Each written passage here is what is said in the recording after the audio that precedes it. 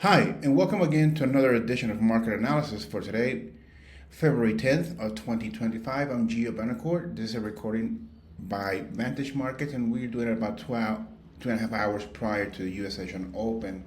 All right, so during the open at the London session, we see that the market, the index, the Nasdaq opened gap down, a tremendous gap down, but it was closed before the market U.S. session opens. So therefore, I'm going to use a psychological round number as my first level of support, and then the second one will be just the lower Bollinger Band, quite low. I think that's too low. I'm just gonna use this swing low here of this doji. That makes more sense to me. And as far as the levels of resistance, well, in this particular case, I'm going to leave the 22,000 as psychological round number, and I'm going to use this level right here as the first level of resistance for the Nasdaq. Companies that are reporting today, McDonald's, Vertex, to name some, are going to be out there are reporting. So we're going to have a lot of companies today reporting. Also, we have the CPI on Wednesday coming out, so that's going to be a lot of volatility. So you see that how also the S&P just opened up, gap down. Now let's see if that will be sustained. This momentum to the upside will be sustained when we open.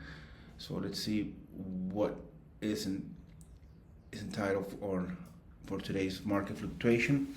61,000 is going to be the first level of resistance, and that previous swing high for the S&P. So let's see if we were to make those numbers. Also, gap down the Dow. So 40, almost 44,000. I'm gonna use up the swing low rather. Then I'm gonna use the 50-day moving average, which is quite too wide. I don't think it's gonna even come close to that. So I'm just gonna use 43,600 as probable level of support. I'm gonna the 45,000 psychological value, and then just that almost a triple top around here. Crude oil, looking for more momentum to the upside of crude oil. So the 50-day moving average is going to be our first level of resistance. So $73, which is right above that. I'm actually gonna use the swing high here. So let's use that. As far as support, this double bottom just jumps at me. So and $70 round psychological number. But so far, this one opened up, gap down also a tiny bit. It's been closed. So let's see how much more momentum to the upside will it continue.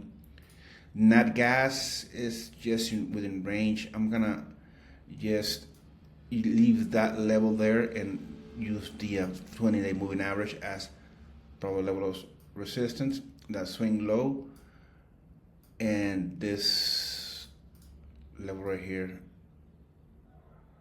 Actually, this swing low right here.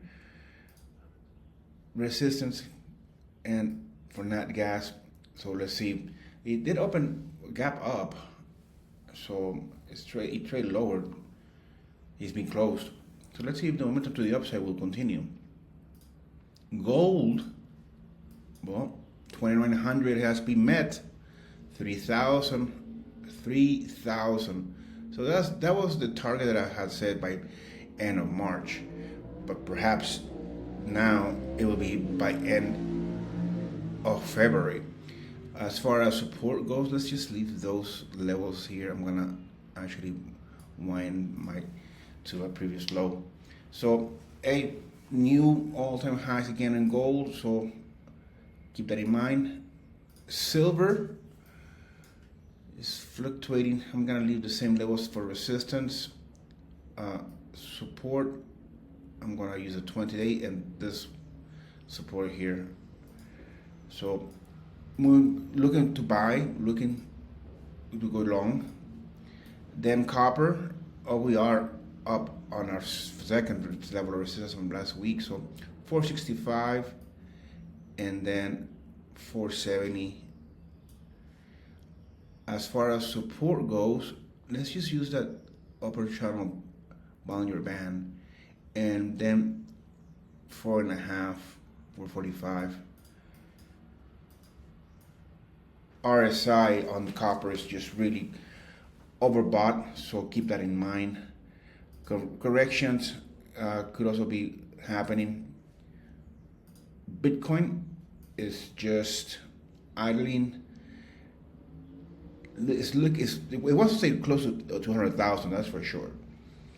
But it has, let's just make this levels right here 90,000, because Bitcoin just moves really, really fast and wide. So let's use this right here. So far, this looks like it's looking for an upward trajectory. The euro, check it out. So lower Bollinger Band and it up and gap down. It has been closed. So I'm gonna use this lower fluctuation, this swing low, 20-day moving average, and Friday swing high. Let's see if it'll find some footing, or will it just continue to move higher. The pound, 125, 124.5. I'm gonna leave that there. 123 is gonna be our second level of support.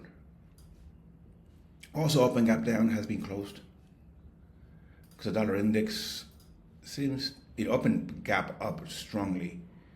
So let's just use the swing high here, and then the open around this area.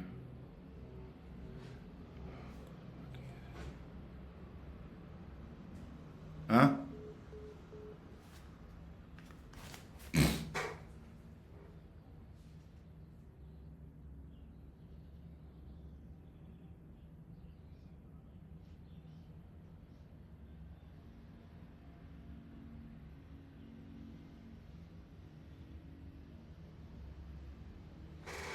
Sorry about that. Okay, so now we are in the dollar index, just looking to find some tracking. So this movement upward, this gap up, could probably put more pressure on the currencies and the metals. All right, that's it for me today. Have a great trading day, and I'll see you tomorrow.